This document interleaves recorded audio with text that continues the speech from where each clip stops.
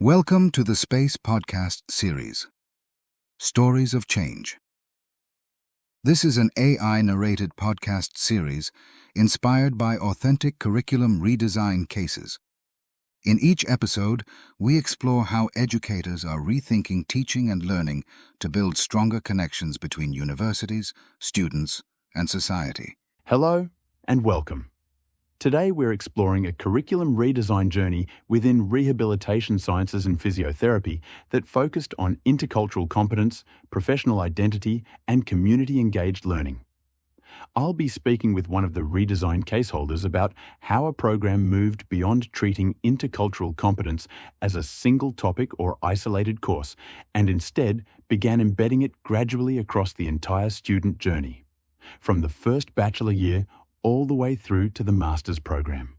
When people hear the term intercultural competence, they often imagine a workshop or perhaps one specialized course within a program.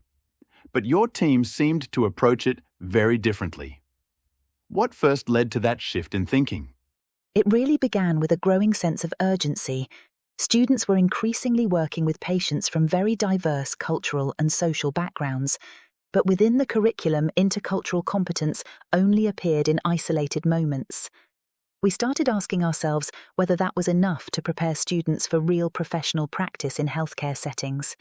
So the redesign became less about adding content and more about creating continuity throughout the program? Exactly. We wanted intercultural competence to become a continuous learning line woven throughout the program, rather than something students encountered once and then moved on from.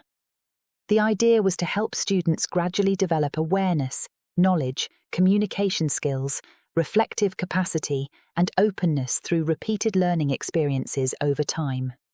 And how did that begin to take shape within the curriculum itself? We redesigned learning activities across different years and courses. Intercultural learning became integrated into skills training, physiotherapy labs, reflection sessions, and practice-oriented learning activities. The aim was to connect theoretical understanding with lived encounters and professional situations students might genuinely experience in clinical environments. So students weren't only discussing diversity conceptually, they were engaging with it through practice and reflection. Yes, very much so. We wanted students to develop cultural humility through real encounters, conversations, and reflective experiences, rather than simply through reading theoretical material. That connection between reflection, practice, and professional identity became very important within the redesign. I imagine redesigning an entire learning trajectory like that also created significant challenges for the teaching team. Yes, definitely. One of the biggest challenges was building shared ownership across a large teaching team working across different courses, units, and responsibilities. Most colleagues agreed that intercultural competence was important, but translating that shared value into everyday teaching practice required a great deal of dialogue and coordination. Were there also concerns about workload and curriculum space? Absolutely. Some colleagues worried about adding new competencies into an already full curriculum, while others questioned how intercultural learning could be monitored or assessed without reducing it to a checklist. Those were important and sometimes difficult conversations throughout the redesign process. So how did the team begin moving through those tensions? One very important factor was collaboration and peer exchange. Through the co-learning program, we connected with educators in other contexts who were facing similar challenges. That helped create a sense of support and community, rather than feeling isolated within the process. And did those exchanges influence the practical direction of the redesign as well? Yes, definitely. They gave us ideas, reassurance, and space to test approaches gradually. We also involved students informally by listening to their experiences in clinical settings, and we consulted health professionals and patients to ensure the learning activities felt authentic and professionally relevant. It sounds as though the redesign became as much about relationships and collaboration as about curriculum content itself. Exactly. Over time, the process started influencing not only the curriculum, but also the wider teaching culture. Staff collaborated more intentionally, and community partners became active contributors to the learning process rather than simply external placement hosts. And what do you hope students ultimately take away from this redesigned approach?